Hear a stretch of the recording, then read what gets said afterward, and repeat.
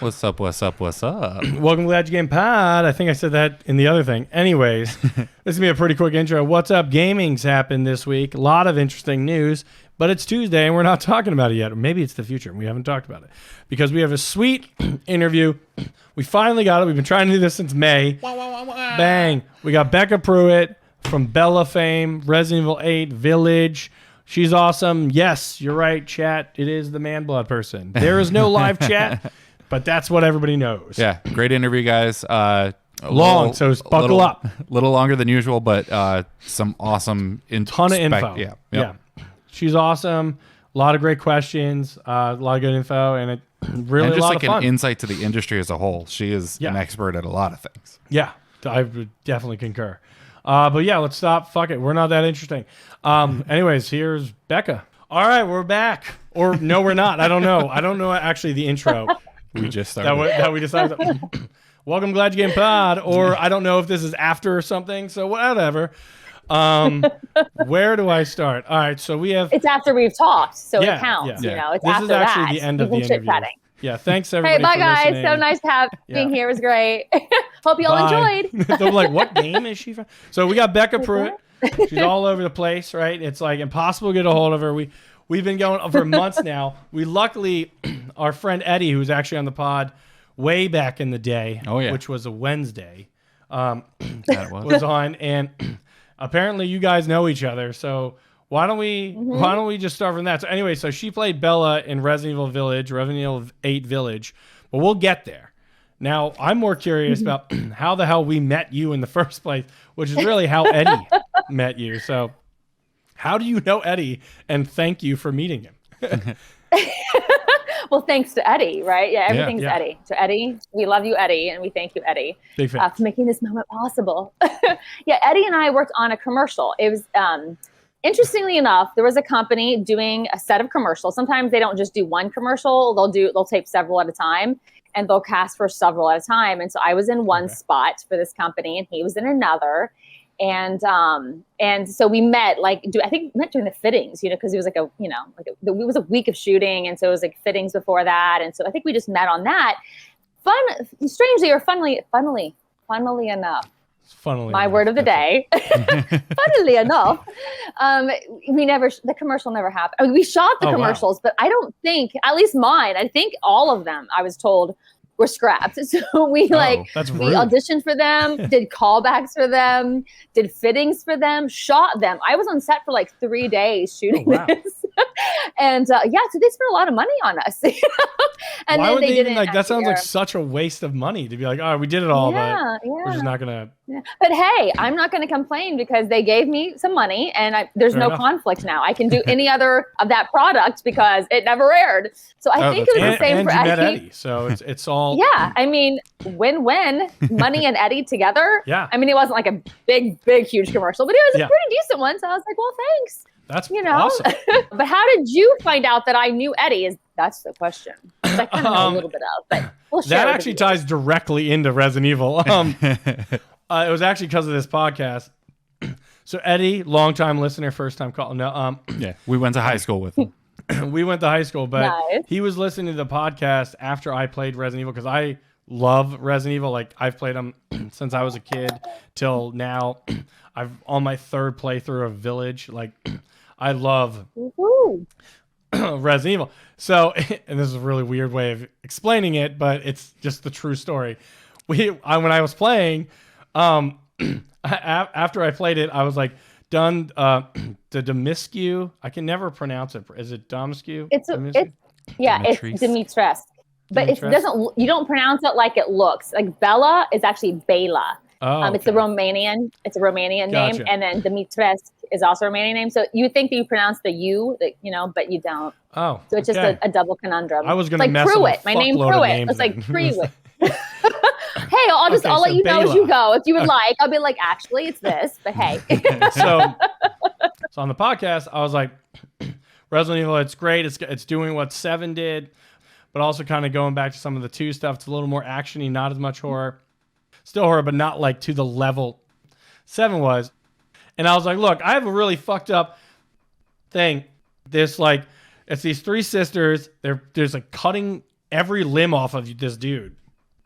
And like, and I was just like, so I was talking about it and I was like, I can't help but say, I was like, when the girl stabbed me, I was like, oh, I thought she was kind of hot in the game. And I was like, that Bayla chick was kind of hot. I was like, the man blood thing is weird, but I was kind of like, that works for me. I don't know why. I'll go with it. And I said that on the podcast, and Eddie the next day like listened to it, and he's like, by the way, I know who played that Bayla character and I was like, really? I was like, that's crazy. And then I told my girlfriend about it, and I was like, when I was playing the game, I said it, and she didn't care because she's like, it's just a game.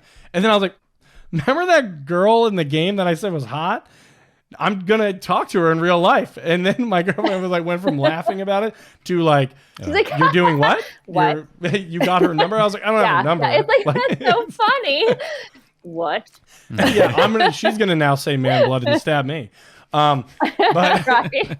But no, that's talk about tips and trade. Yeah, exactly. And that's actually how we found out this existed, because Eddie was just like, yeah, I know who that is. I did a like commercial or something with her, and I was like, yeah. He's like, do you want me to like try to email? I was like, yes, absolutely. Like that would be awesome. And I was like, I'm so glad I said that. It was like such a weird situation, but you know, people find weird ways to get involved, and that's awesome. So that's how we started this long, and that was back in May. So and then we had and then you blew up, you and all the Demetrius. I am so bad at pronunciation of everything. Okay, let's pronounce it together, guys. Let's do it. Duh. Me. Tresk. All right. I'm still gonna fuck it up. Boom. I'm still gonna fuck it up. Like 5 minutes. You don't have to twirl the R. I just kind of do that. Demetrius. You did it perfectly. I'm gonna mess it up really bad. But Bayla, you did a good job. You both did. Thank you. Yeah. Thank you. I passed 5th grade. No big deal. Exception of like I forget that sometimes apparently. So talk to me about kind of like your summer, because you were on. It seems like you're on every interview show ever, like for like 3 straight months. And I know you guys did a bunch with the sisters as well, and like the camaraderie that this like voice acting role kind of brought you with these other real life people. Is there like now an actual friendship there, or did you know them before? Yeah. Actually, yeah. There's a friendship now for sure. I love them. They're like family. They're just such sweet, talented women. But yeah, we didn't know each other at all before. Like, because so all the voice work is in a booth without any other actors. And so you're acting to no one. You're acting to a wall. Oh, and wow. So it's like, you don't actually, like, I don't have Ethan there with me. I don't have Todd there to like play off of. I'm just literally like going for it. We all are. And then mocap days, which are performance capture days, are limited, you know? So they try to get that as condensed as possible and shot as quickly as possible, because, you know, it's a lot of people and they have to pay all the people. And they're at Capcom Japan, all is there, you know, you have a huge amount of people, production wise and actor wise. So they try to get through it. And so, you know, you're on set for a short period of time, and some of my scenes are with them, but they're behind me, you know, so there's not really interaction like a big spacing. With them. Is that because of COVID, or is that because of just how mocap? No, we actually shot most of this before COVID. Oh, yeah, okay. I did. My parts were shot before COVID. And then we were I think a lot of people were recording right before COVID and during the beginning of COVID, because I know we were talking about COVID. I'm at the booth and we're outside of it talking, and they're like, oh yeah, this COVID thing looks like it's getting bad. So like, it was like you saw the starting, and then yeah, we're like, this isn't looking good. And you were like, looks like we got a T virus on our hands. It's like, whoa. But some of us were actually doing voice recording during it as well. Oh wow. So yeah, we didn't really know each other. So, and like, they were behind me because it's in the scenario, they are just behind me a lot, you know, like they're like, and then like they have their own scenes too. But in the intro scene where we were all together, that specifically, they're, you know, behind me in the ballroom, which is just a big gymnasium room in actuality called the Volume. Okay. And so like we all twirl in, and then I deal mostly with Todd. And so Ethan. And so there's not a lot of interaction with them because, you know, we're all just giggling, laughing, and then I go into my little spiel. And so we really didn't know each other. Situation. Yeah, my favorite part. But yeah, don't worry, boys. I'm not near you, so there's no danger. But yeah, so most of my interaction on set was with Todd. For the record, is Todd the voice actor of Ethan?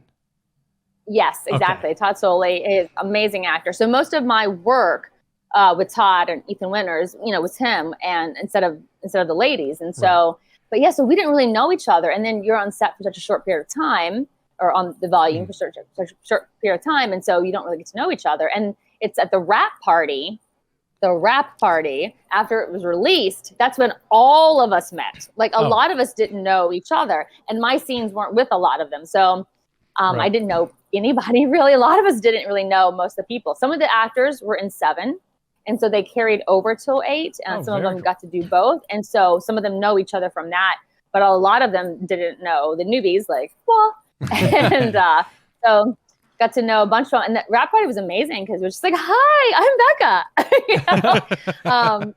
You're like, I'm sorry, Bela. Pretty crazy. Yeah.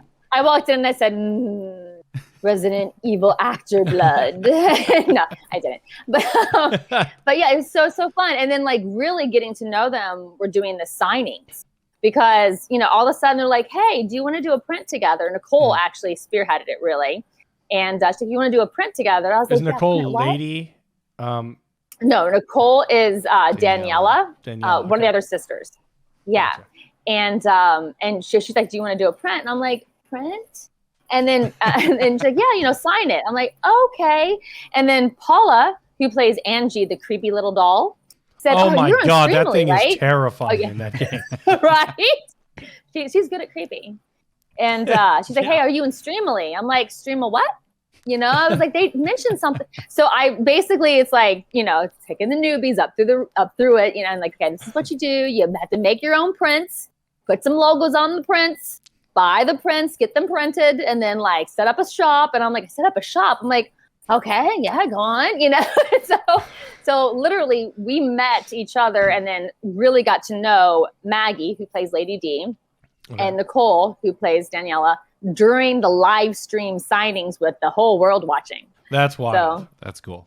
Yeah, but it was super fun because they're super great ladies. I mean, I'm sure I've seen a couple of like you guys in the group settings, just on like clips, stuff like that, and that's why I was asking, because you just seem so, there's just such a closeness there that it's like, I was like, do they know each other, or is like, and it's so weird that like you're saying you didn't even really meet them till this whole thing was done in the can. Yeah, like it's Andy Norris, who plays Donna, said she's never seen she's hardly seen, or maybe rarely seen, I don't want to misquote her, but a group that gets along of actors this well. Like we really, really clicked, the group of us. It reminds me of theater, because I miss theater completely because of that camaraderie, that community that's developed, because you spend so much time with each other. It's probably the same way. I mean, when I've done some feature films, it's similar to that, because you're with each other day in and day out. And I'm sure a TV series would be like that. But I think also our closeness grew because they're, one, great people, great talent. And also we're in this blowing up situation that we didn't know was going to blow up. I mean, we knew Resident Evil is like Resident Evil. Right.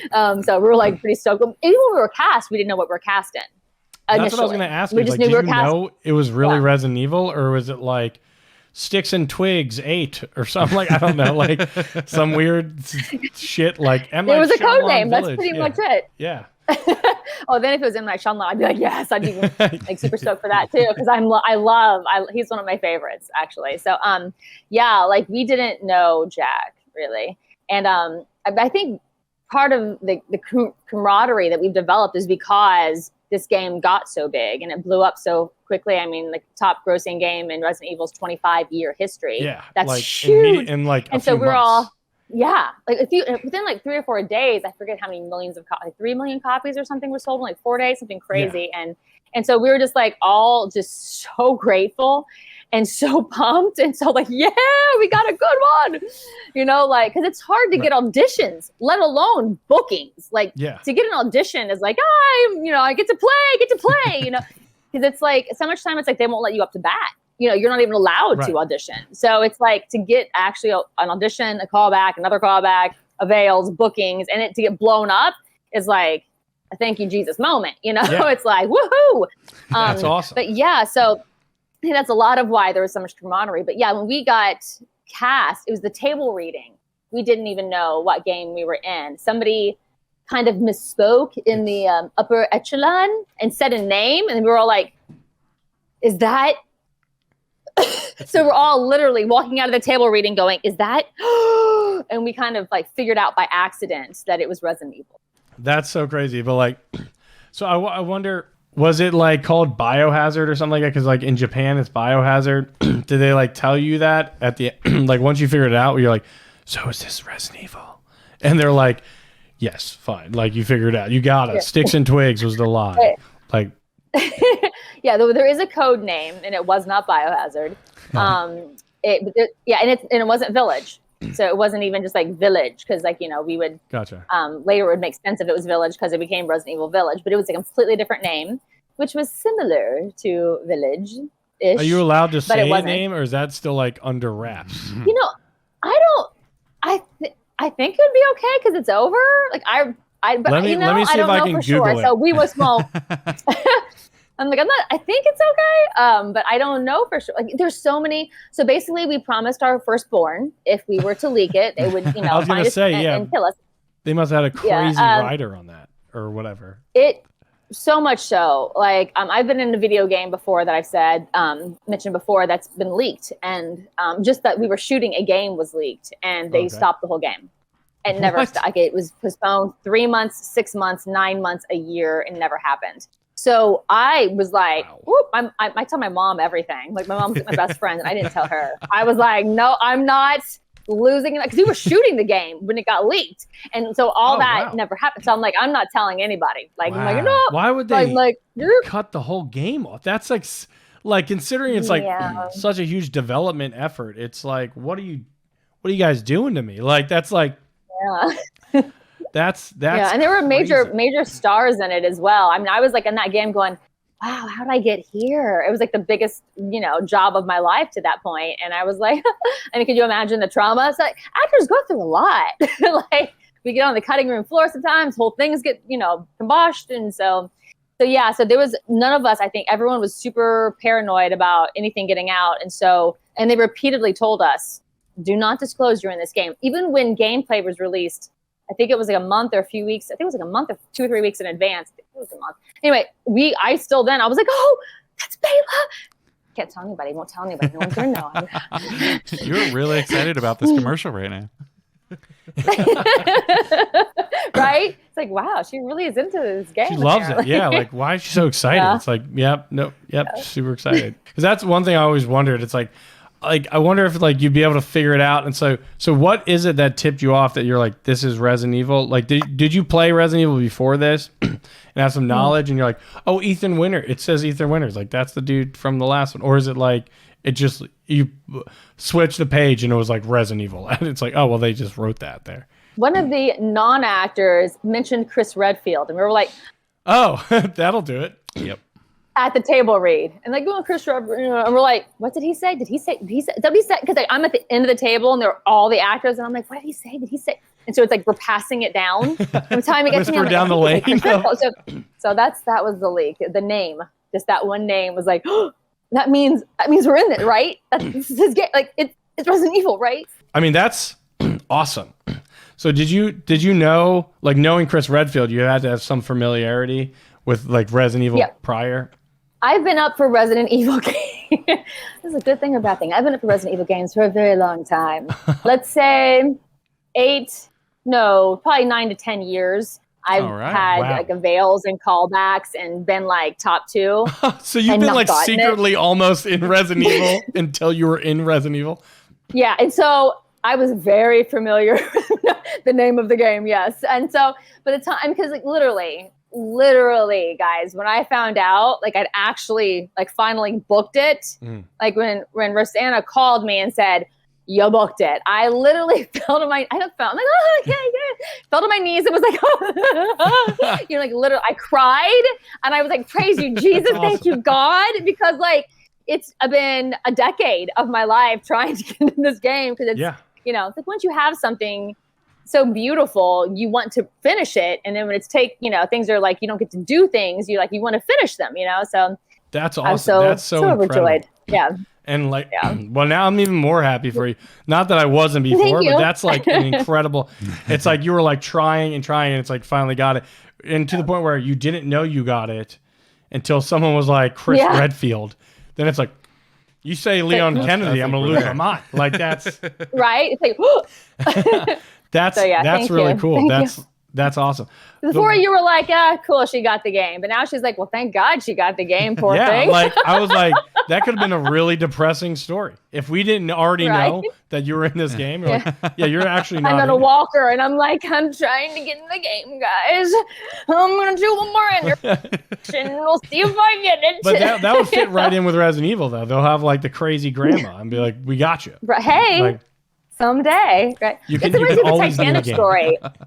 Right? Yeah. I mean, they honestly, some of the amazing voice actors are women who are not like in their 20s or 30s, women who are wise and seasoned and have great character to their voices, who do, a lot of the voice work too, which is awesome. Yeah, I love that. Cool thing about voice acting or game acting probably is just, it's like age. It's like doesn't really matter how old you are. It's how old can you sound, or how in character can you sound, which is awesome. And it's amazing, right? It's ability to do other things that you maybe normally wouldn't get to do, unless it's physical. And then, I may not be doing backflips when I'm 80, 90. I mean, I don't know, man. I work out, so I'll try, but I may not be as agile as a 20-year-old when I'm 80, but but still, voice-wise, performance capture, maybe not, but I'll try. Yeah, because you did all your mocap. If I break a hip, I might be out, but yes, that's so fun. It's it's playtime. Voice work is playtime, because I used to be that's so cool. I used to be in radio, and so I used to go to like my disc jockey job. I was a radio news anchor, and a disc jockey, different stations, and I used to go in like high tops, ponytail, t-shirt, and cut off shorts, like I'm ready to work, And so it's just kind of the same, with voice acting. I'm like, when I started doing it years ago, I was like, this is fantastic, because I can show up and look like whatever and be comfortable. Because, on set, like acting on camera, they're like, they're doing makeup and like, oh, wait, your hair's out of place. Oh, wait, there's a spot. And like, oh, wait, fix that. I'm like, and you're constantly like, can I move? Can I act now? Because you can't get the hair out of place. And so this is like complete freedom to create and be that childlike thing that we all want to unleash and often can't. So yeah, I love doing the voice work and performance capture for that reason. That's awesome. That's great. When you said that you were doing mocap, you said the volume a couple times. Is that the same system that they were using for all of the Mandalorian stuff? So the volume is actually the technical word for the gym. Like it's like a big, like, if you actors go to set, so volume is like, and people don't probably know this, right? So it's like, they just like, oh, you go shoot on something. It's called a volume. It's like the space that you shoot in. So it's like a big gymnasium, really. But I've been using the term because it's what it's technically called. But like, nobody knows. It's like the what? Yeah, so it's actually just the area. I have no idea what that. I just saw like the behind the scenes of Mandalorian, and they kept referring to like the volume. But I guess it's a little more industry wide. Well, anytime you're doing something. Yeah, and Mandalorian, by the way, is like one of my favorite all time shows. Like I would love to be on that. Like their volume is amazing, because I watched a 30-minute behind the scenes during COVID, because I had more time than I have now. But like Mandalorian, like they had pieces of like the ship in their volume, and like they had you saw this probably, they had like a 360 volume area, so that they could see like the cliffs, and like we don't the budget probably wasn't quite what the Mandalorian was, and like mocap and performance capture wise, normally you don't get any of that. You're just in a space with a suit on and little markers. So I would love to shoot with that. Yeah. So did I see that you worked with Vicon, the mocap company? Yes, I was their mocap actor for a number of years. So they would test the cameras with me. They would also take me to conferences, conventions, and I would work with them for like the whole 3 or 4 days, and like be in a mocap suit or some sort of thing thereof, and create characters. And each year would be a different theme or different character. And so I would perform for 3 days for the masses to show them how it worked, like watch my hand move, watch it on the screen, like. So that's awesome. So super fun to get to work with everyone them. Was showing you how to do like your prints and set up your accounts and stuff, but were you kind of the expert in the mocap area when everyone was coming on board with you? I mean, there's so many people who have so much more experience than I do. You know, it's like I felt like comfortable because I've been in a suit so many times. So they were like, do you know how? I'm like, yeah, we're good. You know, like, so that's fun to be able to like be comfortable in that environment. But yeah, there are people who have like, 20 years experience in this, so I can't say I'm there yet, but I still felt like I wasn't a newbie in that area for sure. Okay. Yeah. Do you feel like you've been able to see just in the past couple of years, like a real development in mocap technology, even if it's just like going from having a 10-pound thing on your head to a couple ounces or something like that? Have you seen a real change? Yeah. So when I first started doing mocap, we would do markers on the face instead of the head cam. Back then I had like markers. So I would make, faces, and they would put markers everywhere there was a line or wrinkle. And so that there'd be tiny little, and you know what a marker is, right? Markers are like the little balls that they put all over the uniform. They'd put them and glue them to your face. Oh God. So you would make all these, they'd make all these faces, and they would make a line everywhere that you have a crease or line. So my face, you walk in, they actually put alcohol on your face. Make sure there's no stitch of moisturizer or makeup of any way. Yeah. They're like, getting all sloshed up for the set. No, rubbing alcohol. Yeah. Isopropyl alcohol. We got it. And then after you make the faces, they draw the lines. So my face would be covered, like this pasty skin would be covered in little black lines all over. And then they would take glue and put little dots all over your face. You look so pretty. And but that way the camera is catching every facial expression, every movement. Now they have the head cam. So you have this helmet instead of just like the little pulled back hair with the little hood on, the little like cap on. Now you have the cap on, but you have a helmet that goes on top, and there's a big head cam that comes out. So you're acting basically with this thing in front of your face. So you're moving around and it's moving with you. So if you're trying to see somebody between me and you, like I'd be like, hey, Sage, what's up? I can't actually like see you clearly unless I'm like, there you are, because there's a camera in my face, like, Justin, are you there? Oh, there you go. Yeah. So it's definitely different from that. And so the camera obviously catches a lot, but it's an extra piece to have to deal with and navigate. It's probably better for reality, you know what I mean, to get the best image possible. But it is a huge weight on your head that you have to, get used to. Yeah. And it's not, I don't think it's that bad, except when you're working with other actors in close proximity. I did the Gears of War 4 trailer, The Nightmare Reborn, nice, where I played Anya. Thanks. And it was super, super cool to be. I'm like, I get to play Anya in a trailer. But that's awesome. The child that we worked with, I had to pick him up, right? And so he was like, I don't wanna. And so whacked me across the face. I had like a welt on my face because his head camera just, and so I was like a little jarred and a big welt. So I was like, oh, well, there's, and we had multiple kids, so I would mention what, but yeah. So but one of them was wonderful. One of them, was struggling a little bit. Kids on set, it's a challenge. Yeah, can be one. So some kids are like, it's a challenge on a regular set, let alone a mocap thing. Yeah. I'm sure it's a challenge, right? In life. Put them in a head cam and like have fun, kid.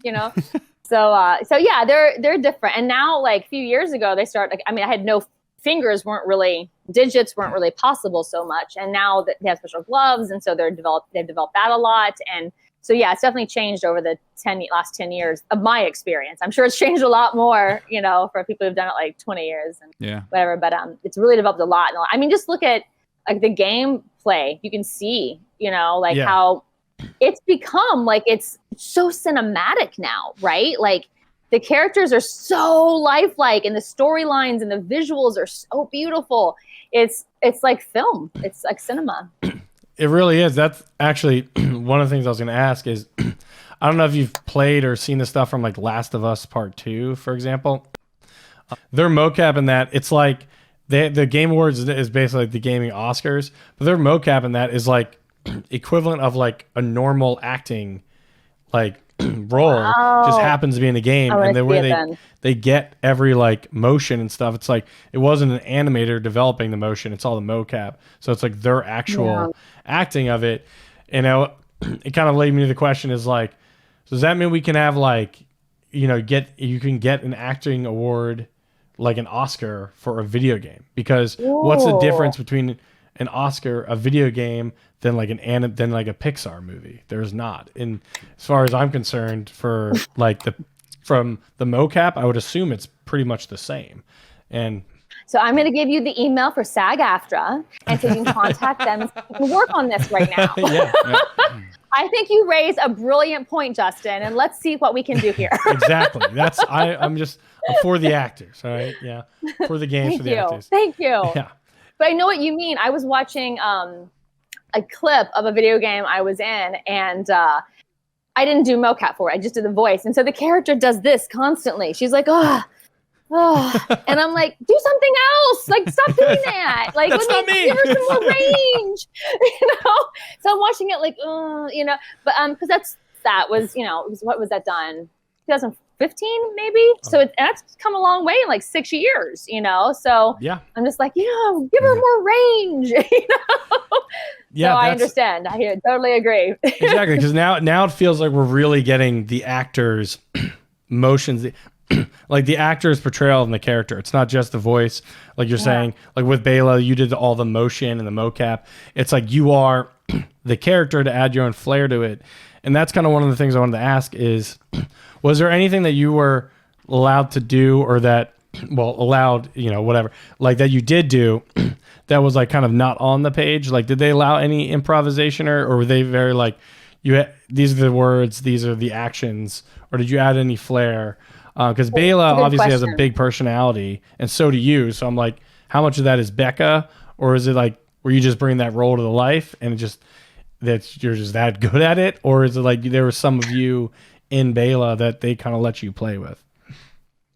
I think you want to do justice to the script and honor the words and what they've asked, but they do give you some leeway. For example, I'll give you 2 examples. So. I accept. For the first part, thank you. For the man bloodline, for example, it said like that I come in, and so how I'm coming in is like the flies, but how I walk is kind of up to us. But we all had heels on, during the mocap. We had wedge booties, so we would be raised and walk properly because we're in these dresses, right? And so thanks to them, that helped us have a certain posture. And then, I can look at like Nicole and Cassandra, 2 of the other actors who played, Jeanette, who played Cassandra, and Nicole, who played Daniela. And you can see like certain movements, they move a little bit differently.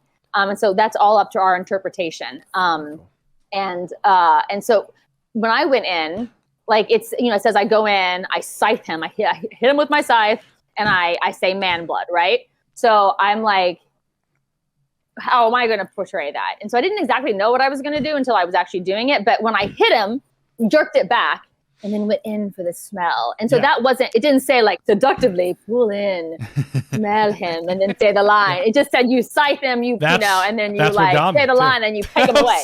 So you're like that right there. So that is I literally imagine the scene that you just described. Like I was like burned into my brain as I was doing it. Yeah. And then like for example the dying scene, like they had me do like the whole scene where I come in and and the window ends up cracking and all that. So for that I was doing mocap for that as well. And they had the screen for me to watch, so I could do my performance capture to the image, meaning they had like this image that would come in, and that's me, so I could move it. If I move my arms, it's moving. It's cool. it's my image. It's my and so, but I had to time it out with what they've already crafted, and what they already crafted was Todd's part and the window breaking, and so I had to be like, okay, we're gonna play this for you, and then you're gonna do your lines in context with what's happening. In sync perfectly. And I'm like, okay, great. And so they play it. I'm like, they get ready. I'm like, no, can you play it like 3 times? Like, I need to see it like more, Yeah. So like, I'm walking in, I'm like, how many seconds do I have to get out this many lines? And how many seconds do I have before that window breaks? And then how much can I react before I start screaming and, and I die? And, so I'm literally trying to time it out just by watching what happens. okay, 1,000, 2, 1,000, 3, 1,000, 4, 1,005, you know, like trying to figure out like how many that I can get out quickly. And so with that, like they had instructions, okay, like this is what we want you to do, you know, like the vibe you're feeling, like the emotions you're feeling, and go ahead and do it. And I followed the instructions, but I didn't necessarily, I had my own idea of what I wanted to do for that. And so they're like, you know, talk amongst yourselves. They're like, well, what do you think? And I was like, can I do it the way I want to try it? And they're like, yeah, good. You know, and then I did it. And because they weren't like thrilled with the original idea. I did it the way I felt it, you know, she would do it, the way I had my heart to do it. And they're like, yeah, cool, done. That's awesome. You know? And so I'm like, yeah, God. But yeah, so for that, like, yeah, they have the words, I have to react, I have to be in timing, but I had the creative ability that they generously gave me to have my own acting take on it, to bring Bela to life in that moment. But it's still, you know, crafted within their beautifully architectural design, you know, of the project. Does that make sense? Awesome. Yeah. I mean, you showed respect to like what was developed and planned, but they gave you the breathing room to add your own flair to it, which is awesome. And that's exactly what I'm talking about, where it's like before, if it's all procedurally generated or like an animator made all your lines, like you're talking about the person shaking. Yeah. It's like, you're not adding anything to that. You're voicing it, but you're not adding the actions and able to add your own flair to it because it's all pre-rendered. So that's cool that you can add that kind of thing. That's kind of why I mean, it's like, how are these not like films? And now, like, it's just you made the joke before to like let SAG-AFTRA know, but is there a separate, I guess, thing for mocap artists and everything, like a separate guild? Mo Guild, Mog. You know, I don't know that there is. I mean, maybe there is. I don't want to misspeak, but I don't know of it. I know they're trying to get. I know stunt people are now have an award category. Thank God, after all these years, right? I know that they're trying to get more categories for more performers. I don't. How about I say this? I don't know of one.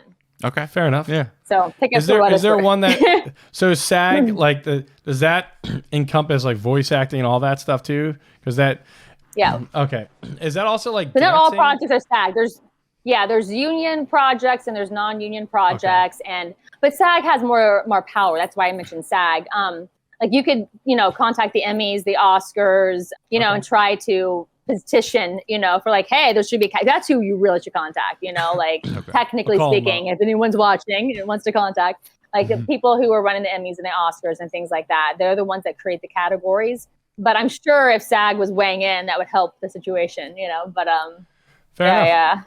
Interesting. Yeah, I know like nothing about that. Though your last point, though, actually about your death scene was one of the questions I was going to ask. Is, did you play? Well, it really goes. Did you play any of the game or got to see basically all the sisters' deaths?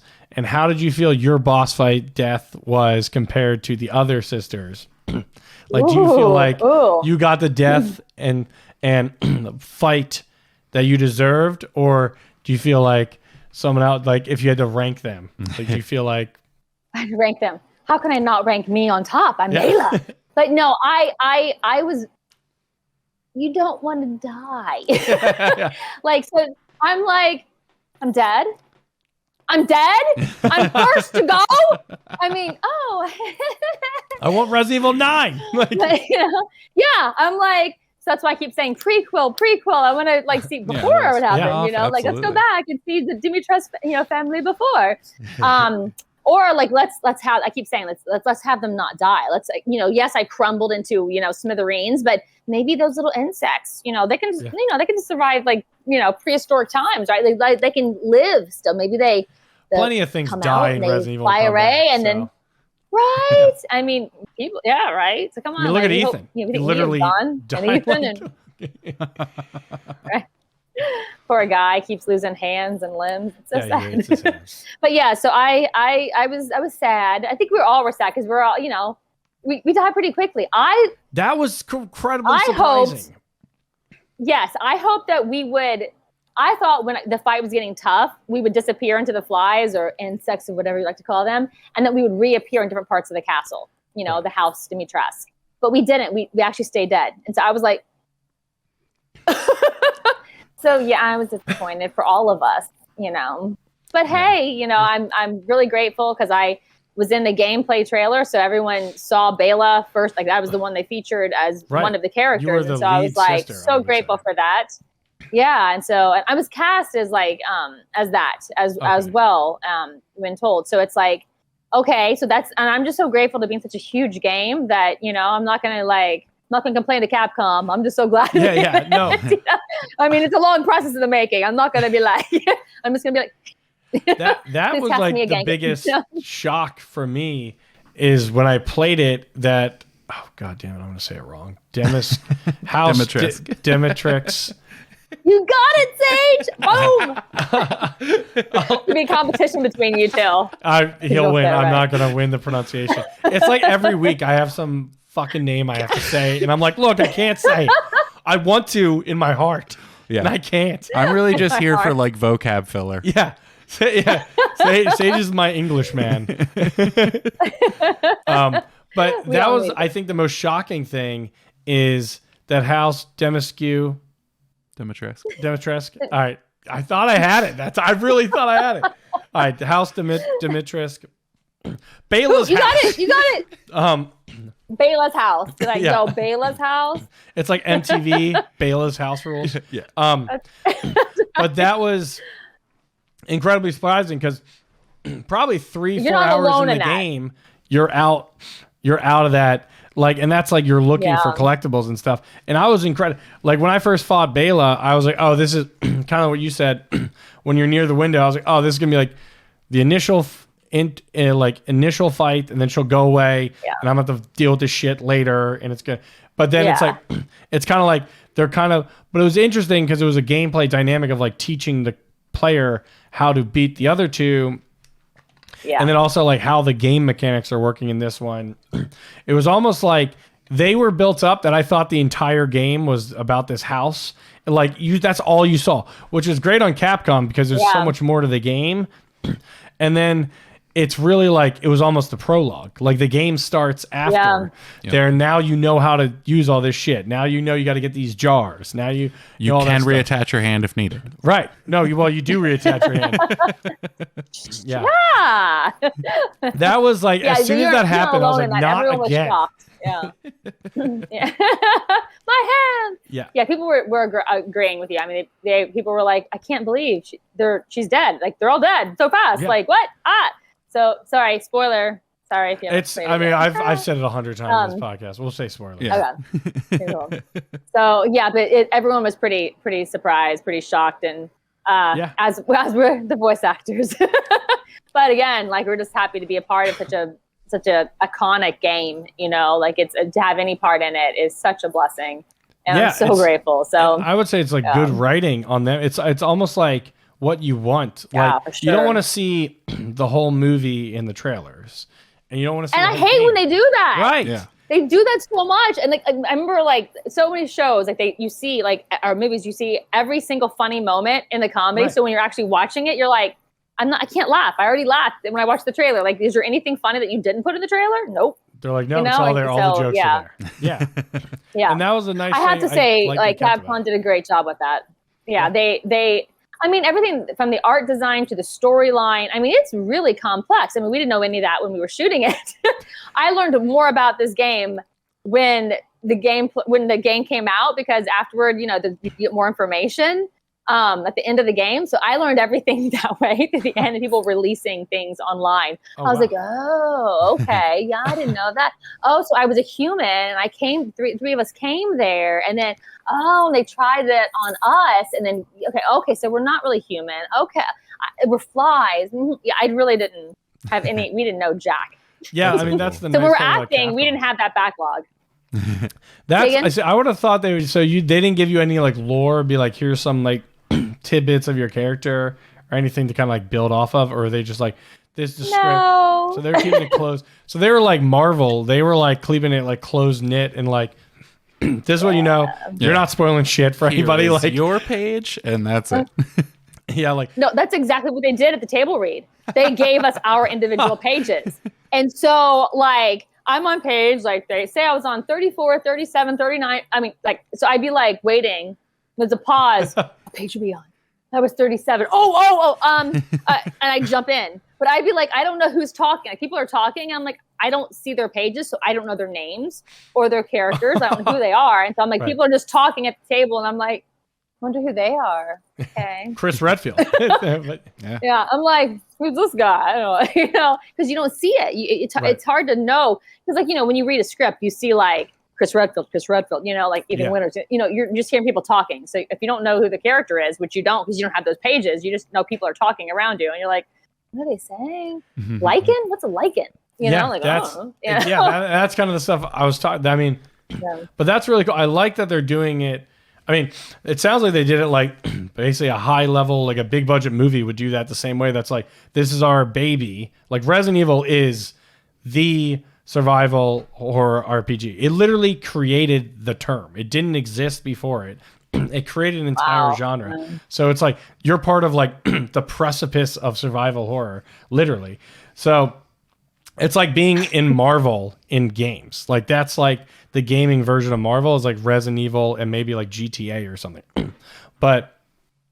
And Gears of War actually. But it would be fun to know a little bit, Justin. Yeah. Fun to know a little bit.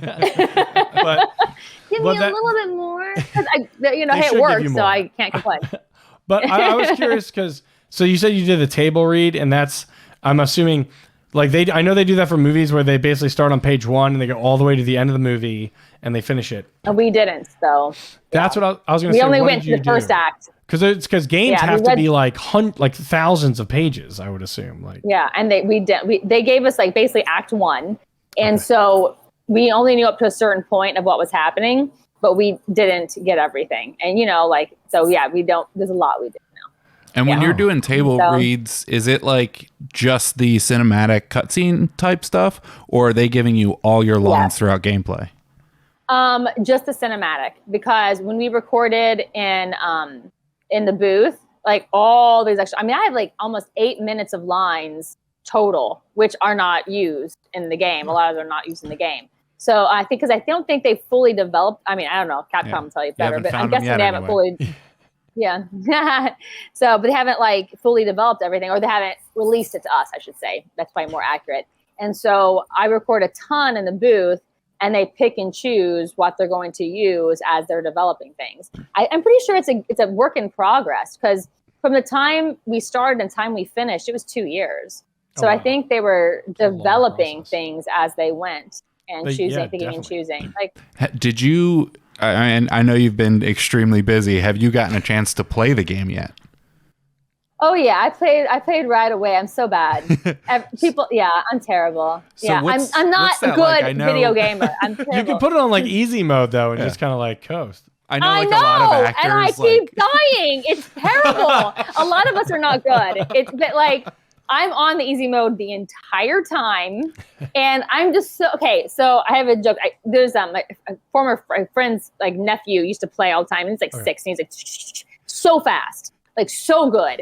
Because if you're learning something, anything in life from a young age, whether it's a foreign language or a manual dexterity, you're going to get good at it. Yeah, you pick it up. If you put in those 10,000 hours, right? But if you're starting like later in life and you're trying to be like, what's this do? Why can't I stand? I'm squatting. I keep squatting. What? How do I go around this? I can't get I get into it, and that's not really pointless, obviously.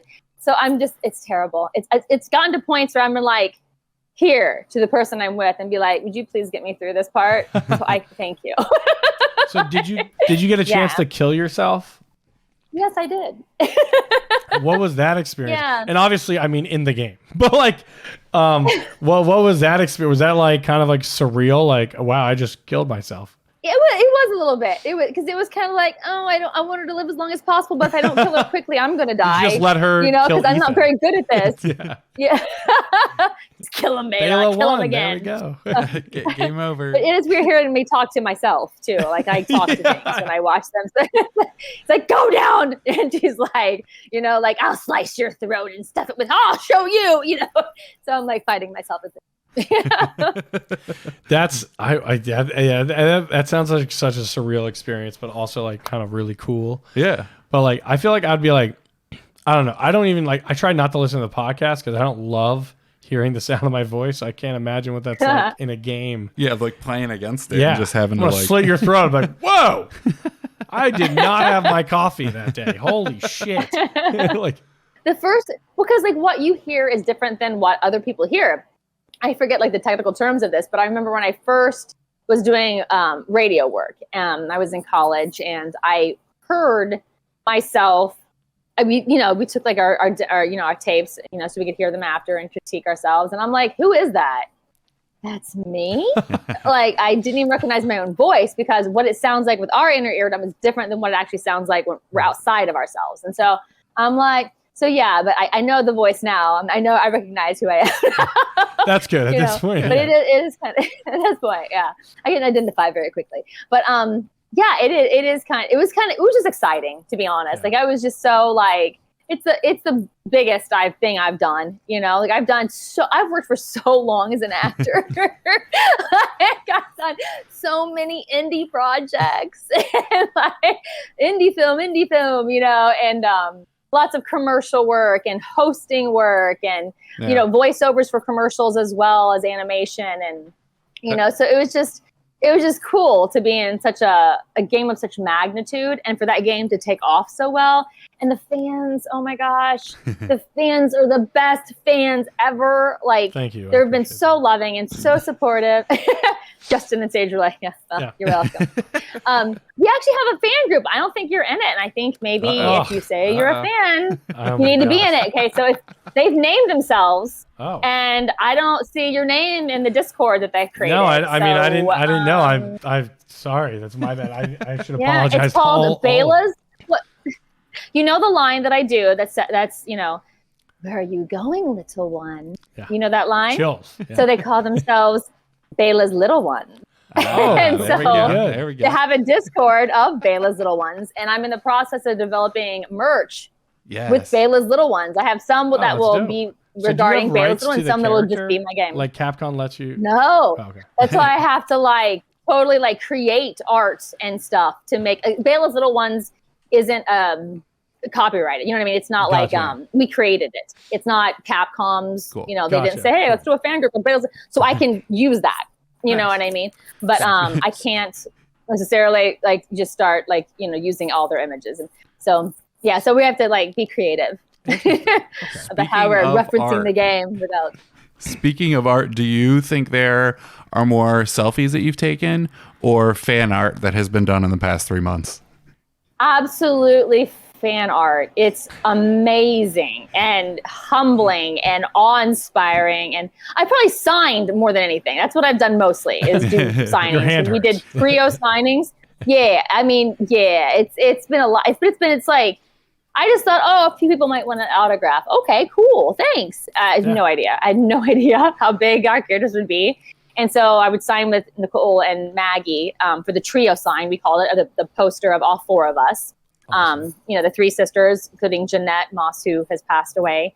And then I do solo signings. We all did solo signings of our individual prints that we created.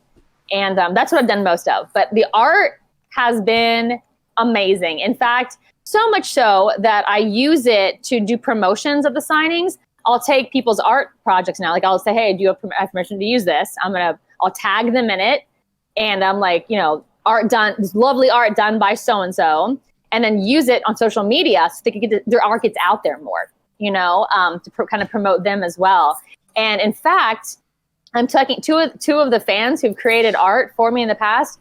I'm working with them now to create T-shirt designs because they're so talented. Why not get them out too? Why not promote other people and help other people and take care of each other, And it's great for me because obviously I'm getting to use their art. And their art is going to be seen epically, for whoever buys the shirts or buys the print. I'm doing a print now by an artist who's just so talented. You can see it on my page, streamily.com/Bekka Prewitt.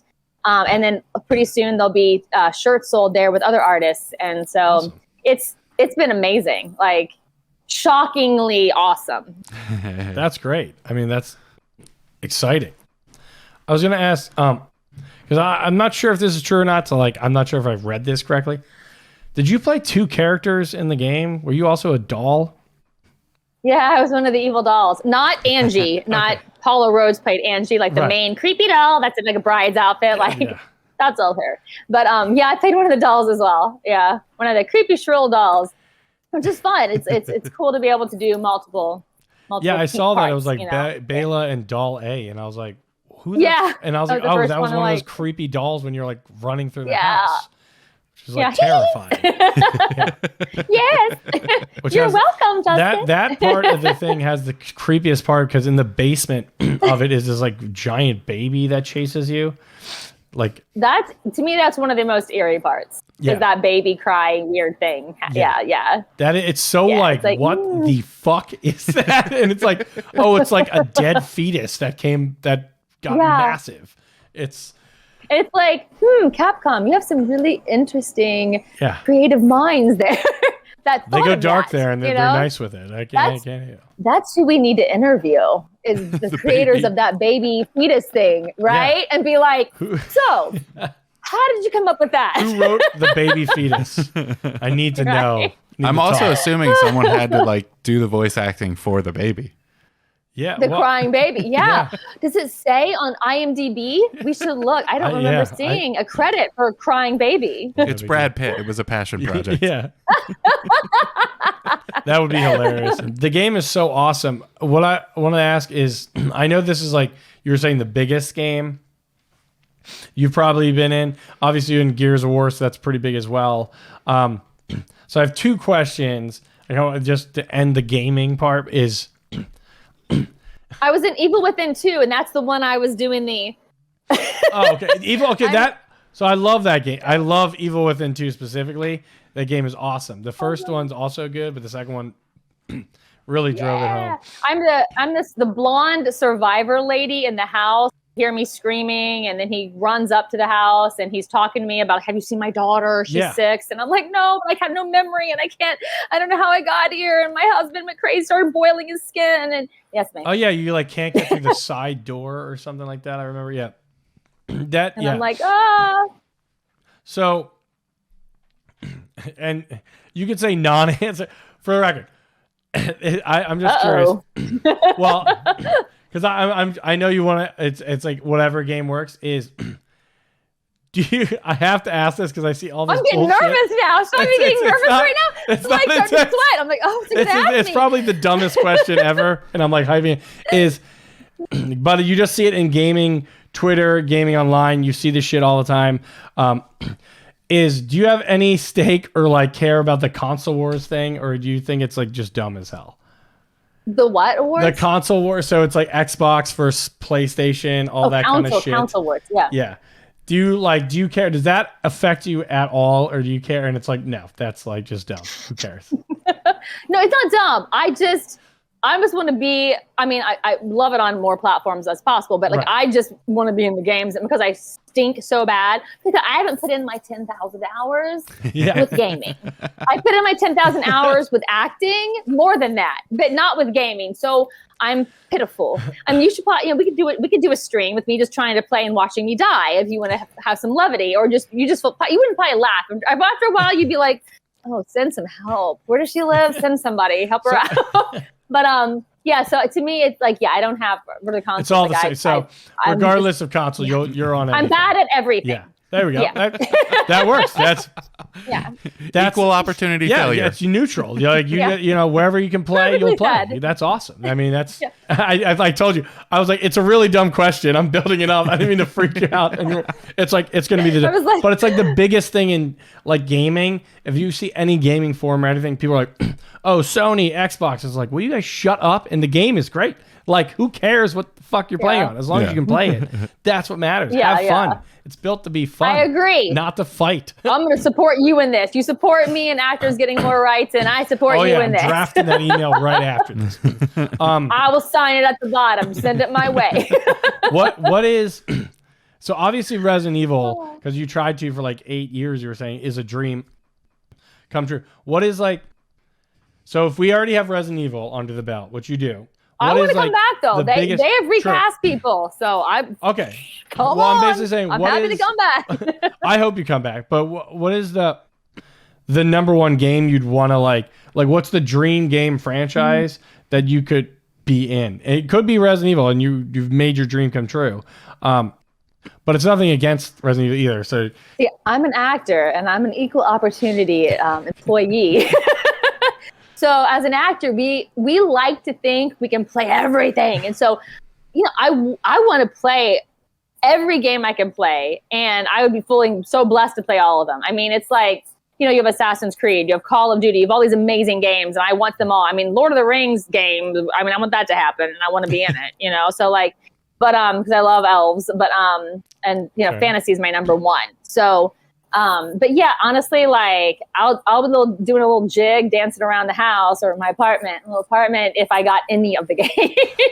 So, but yeah, I don't know if I have just one. I mean, a friend of mine says, like Assassin's Creed's the best. They have the best cool looks, So, I mean, that would be cool to be like, but the guys kind of have the cooler outfits in that I've noticed, I think, than the women. Yeah. They look pretty dope. But the women are like, oh, okay. But yeah, it's like, to me, it's a lot of it's about the character too. Like, I love playing villains. I also love playing heroes. So, Mama D got to be a dragon. So that's pretty cool. I got to be a fly. I mean, it's true. Like, so it depends on the character, like, what are you going to do with the character? Like, can I be a fairy? Can I be a lion? Can I be a wizard? Like, what's the next part? Cause I love doing a range of voices, including, my own.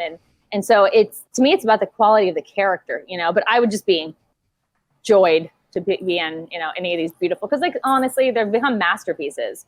The games they've come such a long way in the last, over time, 20, 30 years. And so, it's just cool to be in something that's become so good at storytelling. It's become the next level, and there's more freedom in it to play different things. I can be an inch tall, or I can be 10 feet tall, at the same time, or I can look like, this hideous creature with like fangs and like a distorted lizard head. Or I could, be a little girl, So it just God, could be, that's creepy. Like that was just like, oh. Would you like me to go back here and talk like this? Yeah. Would you like me to talk like this? I can do different things. So it just, it's so fun to be able to play these things. What you talking about, honey? We can do all kinds of things here. I can be like a little Southern Belle, or more country twang, actually. That's more country twang. You could be a Southern Bella. Southern Bella. Hi, I'm Southern Bella. I can smell your man blood from here. Southern Belle is versus. Term, right? So I thought I was being clever. I like that. No, you are. I love it. Are there any accents you can't pull off? Can't pull off or can? Cannot, that you have tried and just don't work. There are so many dialects, and there are people who are geniuses. I'm not going to say I'm dialect queen. I mean, I do a strong Southern. There's different versions of Southern. So there's like deep South Southern, which is more the twang, and then there's Southern that's more posh. More like more eloquent. More lofty, like Gone with the Wind. I do both those. I can do a good standard RP, which is British dialect, standard American dialect, obviously. I could do a little bit of New York, but there's so many more that I would love to be better at. And there were some voice actors who are amazing at doing sound mimicking, so they sound just like Brad Pitt or just like Morgan Freeman. Yeah, and they're just incredible. And so I think actors have different skill sets. I think for me, it's more different ages and different voice tones. So, an old lady, young person, seething giant, like I can play, like the raspy sound, I can do it to like the little boy, to like the little boy's voice, like maybe I'm like the friend, but I'm a little awkward. I mean, just different sounds, different ages is probably more my thing, and different characters, from like lizards to munchkins, like, but yeah, everyone has different skill sets, right? And that's true of acting as well. Some people, are better at different things as an actor. Some people are great at stage. Some people are better on camera when it comes to comedy, or better at improv, or better at drama. And then there are other people who are like good at everything. I'm good at dancing and singing and acting, and so we all have our specialties. And I think it's important as an actor to find what you enjoy and what your wheelhouse is, like what you're most gifted as. and then develop that to its fullest, and then try to bring in other pieces as you go that you feel passionate about. It's like being a jack of all trades, master of none kind of thing. Yeah. You want to get as many skill sets as possible, but make sure you hone some of them so that you're strong in like your favor, what you feel like you're more crafted towards, and then build the others. Like some parts I can like I can just go into. Like Bela is a me character that I can do without, like some characters I'm like, okay, where is she coming from? Why is she saying this? Let me like research what this disease has its effect on the human body, and will I have twitches, or like will I be sickly, or will I have no loss of energy, or will I have weakness in my outer lens? I have to like really research and dig into roles and be like, well, maybe she had a dad complex, or maybe she was abused as a kid. I have to really like dig, and some roles just come out of me. That's really fun. So it that's depends. Like so intense. Like I'd feel like I'd be like, all right, it says to do that. I guess I'm really mad. Yeah. Like that's like which is awesome that you build this entire character, which again goes back to my whole point is like, how the fuck are these not movies? Because like the actors are putting all this effort in, show them some respect is what I say. Yeah. And to that point, like the whole industry kind of seems to be the gaming part of the entertainment industry is the fastest growing. As a consumer of both, like, do you really like to see where that's going? And is the work kind of following that is now becoming one of the de facto storytelling mediums? It's the biggest entertainment. Yeah. Is that something that you're really trying to pursue? Do you still want to kind of split between acting on camera and in games, or is there a preferred area that you want to continue in? That's a great question. My favorite areas are voiceover, PCAP, so video games, specifically video games. I love animation too, and film. Those are my two favorite. The other things I'm happy to do, but I'm passionate about are those two things. And yeah, I think gaming has blown up over the year. It's just getting bigger and bigger and bigger, especially during COVID. I was reading an article about like how it was exploded even more during the quarantine part of COVID, I should say.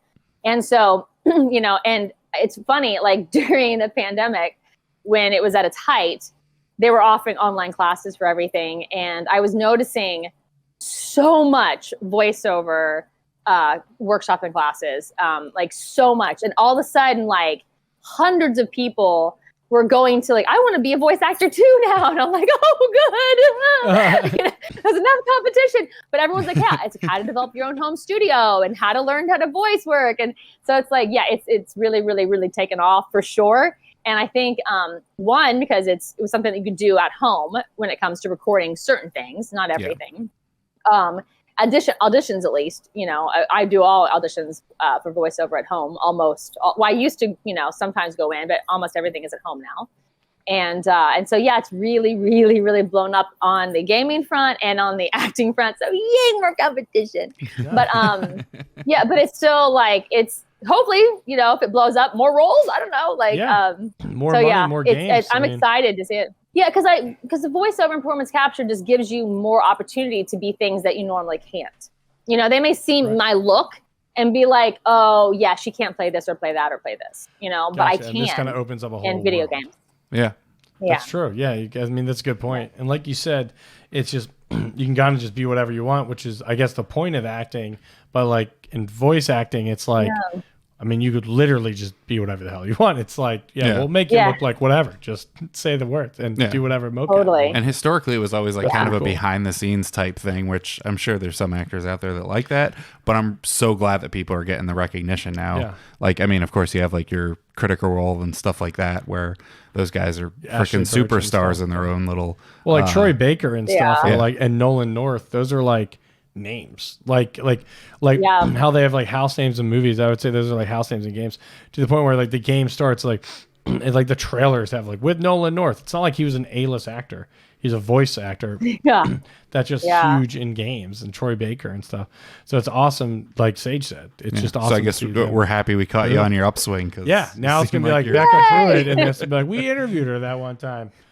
It was really cool. Let's hope. It's all about getting the auditions, So it's like, And well, and like obviously developing your craft and working hard too, right. But like here's hoping the big ones come. One thing I want to ask is, did you ever get to see Ethan's character model?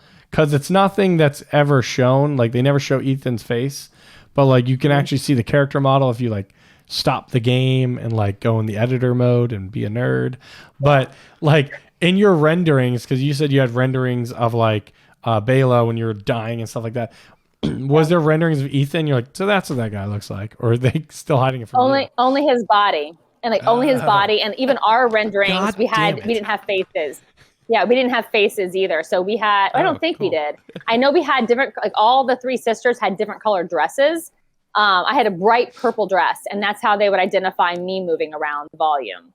And so it wasn't like it was just our shapes mostly, not like because they hadn't captured our facial expressions to be able to put them on there. Gotcha. So I don't think, I think the faces weren't like developed fully. Yeah, because him, like, notoriously never shown he's the camera. Yeah, it's so weird. It's just like, because half of me is like, he really is Ethan Winters, or it's like he's going to be like Leon Kennedy, or like why are they hiding it so much? I have so many questions. We were going to invite him to do Prince, but he doesn't have a face. So yeah. Can Todd do Prince? Because they were like, what do you? Well, he does. I mean, there is a face. He does have a face, just not in this. Just not when he's the camera, not when he's like, like following, not that person. Yeah. But yeah, he does have a face. Just not seen in 8. But they could do DLC for 8. That's something they do is DLC, and maybe we'll get some of that prequel stuff you were talking about, or some of those lines that we never heard. Maybe they'll kind of. They're actually, the lines are available online. Oh, really? You can Google them on YouTube. Yeah, because people request them, and I'm like, how do you know that? And then they sent me the link. I was like, oh, because somebody found them. Duh, because you. I don't know how they found them though. Yeah, but I guess I'm like, how does that happen? How do they get the lines that we recorded that weren't used? Someone leaked. But they did. Yeah. Yeah. So I was like, oh, so I get recorded. I'm like, I don't remember saying that in a long time. Okay, signing that.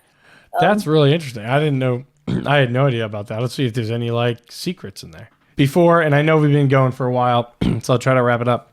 But I realized we missed like one massive thing, which is like, why are you here? Like, how did you get to? Not like on this podcast. My mommy met my biological father. Let's not go that far back, but what? Maybe chapter 2. Yeah. What was like when Becca was whatever, you were like, yeah, I'm an actor. Like this is what I have to do. I'm gonna kill dudes in video games or like whatever. Like. I guess 2 things. I love performance, and I also love reaching people. And I think that we love as not just American society, but as a culture of humans, like not just American culture or certain cultures, all of us, the human race loves storytelling. It's how we pass information over the ages. It's how we teach people. It's how we teach our children. It's something that raptures us, engulfs us in it, and it makes us come alive. Like we get excited and confused, and we just love being a part of that process. And so I can talk to you, I can be like, hey, Sage, Justin, blah, blah, blah, blah, blah. But when I tell you a story, you're instantly like, like it pulls you in. Right. And it gets your attention, and it can speak to you in a way that my mere words may fall short. Like I can communicate this to you right now, but if I had a little story of it, you'd be like, "Ooh, that's really interesting." So I went to the little odd voice there. Yeah. But no, I noticed. Like it's a powerful communication technique. It's a powerful medium. And so I love doing work that makes people, that touches them on a level that my mere words wouldn't, right? So it encourages them, challenges them, makes them think of something in a different way, makes them second guess how they're living their life or how they're judging other people. It makes them like look at themselves, look at others, open a world to them, make them laugh, make them cry, make them like just to reach somebody on a way. And because I think that it's a release, it's a connection point, and it just brings a lot of joy and change and growth in people when they see something that's powerful. And so even if it's just to make them laugh when they've had a stinking, ridiculously awful day, or help them go into a universe that's outside of our own, that they have joy and pleasure in, and they can just release the stress. And that's what the video games are wonderful for, It's an avenue, a technique, a talent that you develop that you get to take part in some great adventure. Because some of us, we can't really get out and do the adventures, that we would love to be a part of. And so it's allowing us to do the adventures in our home. And so there's so many beautiful things about acting. And so I'm a ham at heart, and I love performance. And it's just a way to be able to craft that and reach people on a level. And honestly, like I've always wanted to reach people. Here's a little too much information on a bigger level to help make change on the planet. And I'm part of some organizations. Like Compassion International, I have sponsored children. I work with International Justice Mission to help free slaves, because there are 27 million slaves today on the planet, whether it's sex slaves or human trafficking of some sort that way, or child soldiers, So I support that organization in Matthew 25 Ministries, which supports a lot of natural disasters. People who are going through natural disasters, floods and hurricanes and typhoons. And so, but if I had, ideally, I always wanted to be a part of something bigger than myself. And if I had a name that people respected, maybe they would want to take part in the cool organizations too that make a difference on the planet, so we can take care of each other better. So I thought acting would be a good way to be able to do that, to be able to reach people. And honestly, through Bella's Little Ones, through the live streams that I've done, it's been an amazing platform to talk to people about things that they're struggling with. A lot of people are struggling in our society, and every society, because I have, fans and all over the world, from the Philippines to the UK to Scotland and they're struggling with, like, a lot of, especially young people, with depression and anxiety and suicidal thoughts. And so to be able to talk to them and encourage them, I've had people in my stream saying my aunt just died and I'm really struggling with that. And so I'll talk to them about it live right there. Or somebody's like, I might have cancer, or they're doing another test, and we've prayed on the stream for them live. And so it's been an amazing platform to do something more important than I could have done without it. So it's been a huge blessing. That's so awesome. Thank you. That's why I act. That was, wow. That was like way more emotionally thought-provoking answer than I thought I was going to be. Like, I can make a lot of fucking voices. Like, that was like, and it was like I'm from Indiana, and then there's nowhere else to go. But I mean, you're just a really good person. Is also the thing is, like, so now I just feel like shit. Because I do none of that. The podcast is like, the podcast was definitely a pun to begin with, but I mean, that's it right there. That's like why we're glad you came. And honestly, you just did that. You said, I don't do any of that, but you just did, because I'm on a platform now and people are listening, and maybe they'll be motivated to look into one of those organizations, or just be nicer to the person who's struggling with depression or whatever. That's true. We did just find out we're the 61st most played podcast in Denmark yesterday. Woo! That's right, Denmark. Right. The Deutsch bags coming with us, baby. That game. I don't know if that was rude to them. We'll see if we're gonna go to like 64 now. Shit. Well, Becca, it was awesome having you on. I mean, ton of information. You're not just a great voice actor. Sorry. I don't know if it's actor or actress. Actor is fine too, because like actress back in the day used to be referring to prostitutes. So if you want to call me actress, it's totally fine. I'm fine with actress too. It's fine. I mean, but actor. No, actor's good. I didn't, for the record, no idea. Jesus Christ. Just call me a prostitute? Yeah, I'm like, leave what? Here right now. This went so well. And then I'm fucking it up in the last 30 seconds. Glad you game and call me prostitute. What the? Oh my God. I'm sorry. I call myself Lady of the Night. Thank you. I'm just kidding. Wow. Mom, if you're watching, that was a joke. No, Lady Demiscu of the Night. Total joke. Not only are you a great voice actor and mocap and all that, but also just sounds like a pretty great person. So that's incredible, all those things you follow. We'll have to get all your socials so we can just blast them out so we can share. But if you want right now, because we can clip it and put it in, if you want to just list off verbally, and then that way the audio listeners. Okay. So the prints are sold at Streamily, STREAMILY.com/Bekka Prewitt. But I'm on Twitter and Instagram as @Bekka Prewitt. I know, super original. BEKKA PREWITT. I'm Facebook as well, and YouTube as well. The only thing that's confusing is Becca is with 2 Ks, because I know a lot of people have the Cs. By the way, sorry, is it Rebecca and you call yourself Becca, or was it always Becca? Yes.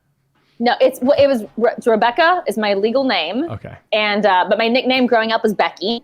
I became Becca eventually. I did more modeling when I was younger. Started out modeling, and there was another Becky and a Rebecca, and they were both P's, and so I changed it to Becca with 2 Ks so that I would be different from them. Right. And our paychecks, because we're minors, so we had to use our initials. So I'm not getting my paychecks keep messing up. So I changed it to Becca just for acting purposes and modeling purposes, and it just carried on. Had a life of its own, apparently. Very cool. Look, I mean, we're gonna have to have a second interview. We're getting all this additional info we didn't know. Trying to close it out. Now I'm like, I don't know what the hell this is about. We got more to dig in. There's a story there, but yeah. But anyway, so she's thanks. Gonna be calling. I'm glad we were finally able to get you on. I'm sorry we were busy and tired. We tried to do it a couple weeks ago. We just had to go to sleep. It was like. And thank you for staying on. You gave us way more time than we asked for, and I really appreciate that. Yeah, it was a ton of fun. Absolutely. And, I hope we can have you on again in another 6 months whenever we can schedule it. Awesome. And hopefully you guys are fun. I like that. Yeah, it would be fun. Anyways, yeah. So go meet your friend. Sorry about it. But yeah. Anyways, thanks for joining. That's Bela Dimitrix. Demiscu. Really close, really good. Demetros was close enough. Demetros. People pronounce Demetros. It's close. It's all so right, close. I'm giving it to you. I'm giving it to you. It's Bela. I'll just say it's Bela. Bela. It's like, whatever. Resident Evil 8 Village, Bela. Demetrius. She's awesome. Bekka Prewitt on all the things. Social. I can't speak anymore because I can't say the fucking last name. We're glad you came. Glad you came. Thanks, everybody. And Bela, I am glad you all came. Bye-bye. Oh, thank you.